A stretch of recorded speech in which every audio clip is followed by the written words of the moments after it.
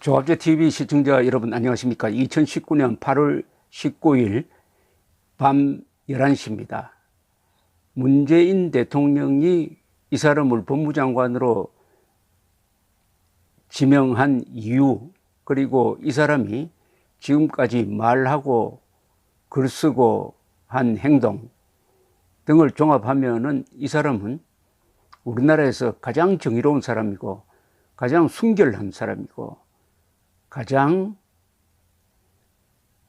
법대로 원칙대로 산 사람이라야 합니다.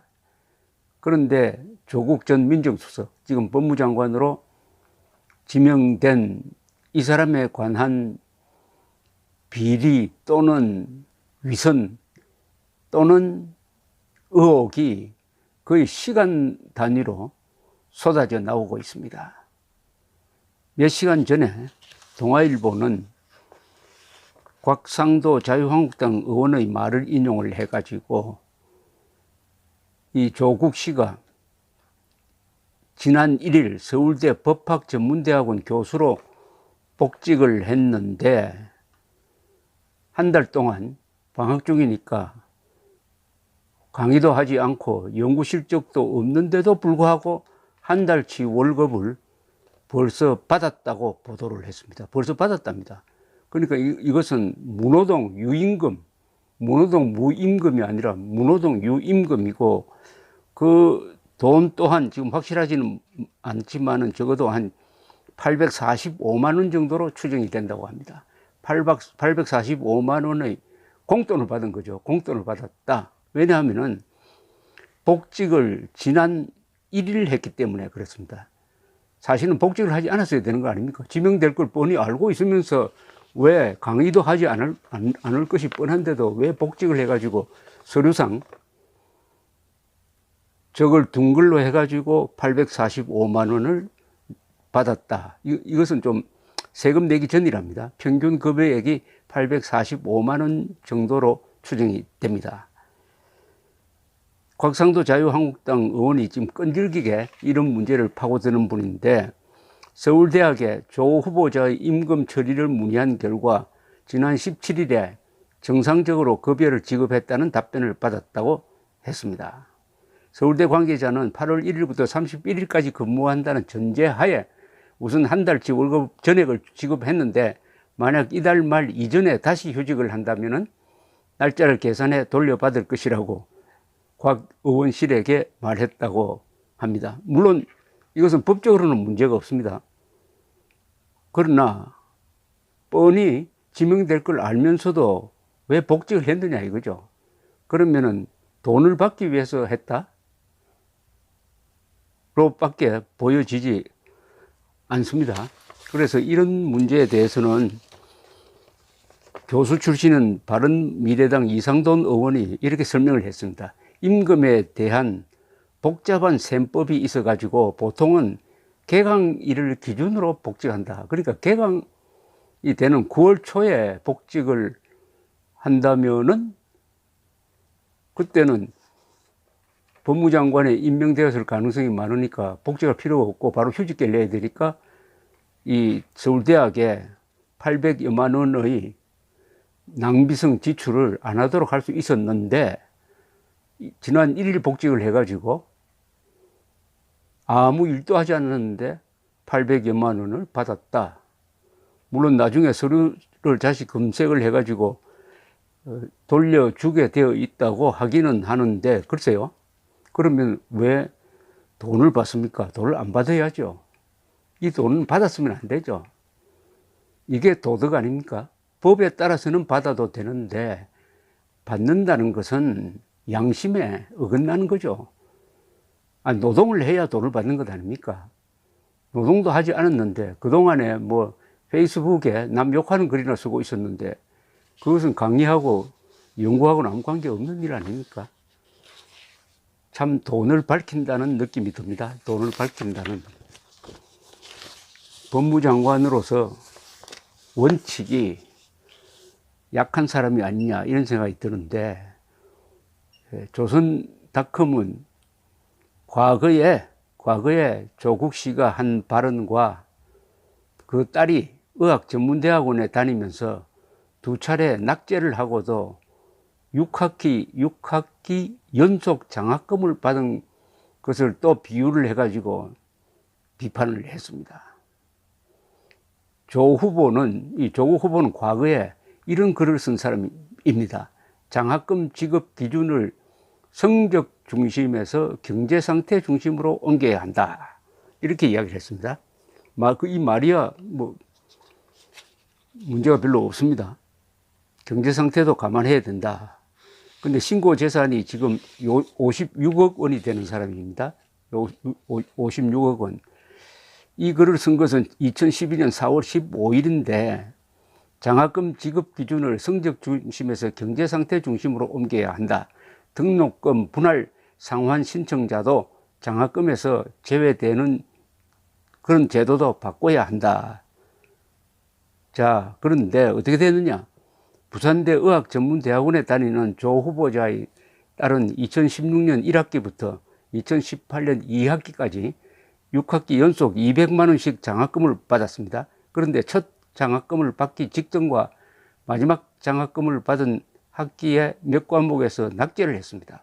성적 중심의 장학금 지급 기준을 바꿔야 한다는 조 후보자 주장에는 이게 부합할지 모르나 그 기준을 경제 상황 중심으로 바꿔야 한다는 그 결론과는 배치되는 장학금 사례죠. 56억 원이면은 딸이 장학금 무리하게 받지 않아도 학교를 보낼 수 있는 사람인데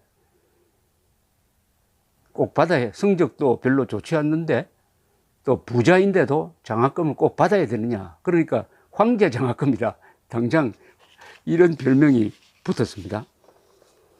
이 문제에 대해 조국 후보자 측은 딸이 장학금을 받는다는 사실은 알고 있었다. 다만 장학금은 일반적인 선발 절차에 따른 지급이며 특혜는 없다. 원론적인 이야기를 했습니다. 원론적인 이야기를 했습니다. 조 후보자는 위장전입, 과거 정권 시절에 위장전입을 아주 뭐랍니까? 시민의 마음을 후벼 파는 것이다 라고 아주 신랄하게 비판을 했는데 이번에 보니까 결국은 자신도 위장전입을 한 사실이 밝혀졌습니다. 울산대 교육 재직 당시에 부인과 아들은 기존에 살던 아파트에 남겨두고 딸과 함께 서울 송파구 아파트로 주소를 옮긴 겁니다. 딸 학교 배정 때문에 위장전입한 것이 아니냐는 비판이 나오자 조국 후보자 측은 2005년 이전이기 때문에 현 정부의 7대 인사 배제 기준에 해당하지 않는다고만 했습니다. 그러면 됩니까? 그러면 이렇게 해도 그냥 넘어갈 수가 있습니까? 왜냐하면은 서민 마음을 후벼 파는 짓이라고 또 비밀 종합 선물 세트라고 이야기한 사람이 본인 아닙니까? 그러면 본인의 행동이 서민의 가슴을 후벼 판 것이 되지 않습니까? 2009년 책에서 조국 후보자는 또 이렇게 썼습니다. 어린이에게 주식, 부동산, 펀드 투자를 가르친다면서 동물의 왕국이다. 자본주의를 이런 식으로 비판을 했습니다. 그런데 조 후보자 부인은 자녀와 함께 사모펀드에 74억 원의 투자를 약정하고 실제 10억 원 이상을 납입한 것으로 나타났습니다. 자본주의를 욕을 하면서 사회주의 혁명으로 폭력을 써서라도 뒤엎겠다고 한 사람이 이 자본주의의 자신이 말하는 그런 부정적인 면, 투기적 면을 10분 활용하고 있다. 이렇게 보여집니다. 그는 또 이런 이야기 했습니다. 특목고, 자사고 등은 원래 취지에 따라 운영되도록 철저히 규제해야 한다. 그런데 이번에 장학금 논란이 불거진 조 후보자의 딸은 외국어 고등학교를 거쳐 대학 자연계에 진학한 뒤에 의전원에 다니고 있고 조 후보자 아들도 지금 서울의 외고를 졸업을 했다고 합니다. 조 후보자는 IMF 외환 위기 때인 1998년에 경매를 통하여 서울 송파구 아파트를 시세보다 35% 사게 구입을 했다고 합니다. 외환위기에 내몰린 사람들이 내놓은 급매물이 쏟아질 때 재빠르게 재테크를 했다. 이렇게 보여지는데, 조국 후보자는 다른 책에서 IMF 당시 수많은 사람이 직장과 집을 잃고 거리에 앉았다. 이 사태를 예견하지 않은 관료 학자들은 용서받을 수 없다고 비분 강개했는데, 그 위기 때 35%나 싸게 집을 산 조국 후보자의 자본주의 정신이 놀라울 따름입니다. 놀라울 따름입니다. 가장 자본주의적으로 살면서 가장 특혜를 누리면서 자본주의 욕을 하고, 그리고 적폐청산이라고 그래가지고 과거 정권 때 방공자유 전선에서 활동했던 사람을 감옥으로 집어넣고 적폐 하더니 결국은 본인이 적폐청산의 지휘자가 아니라 적폐청산 대상자가 되고 말았습니다. 적폐청산 대상자가 되고 말았습니다.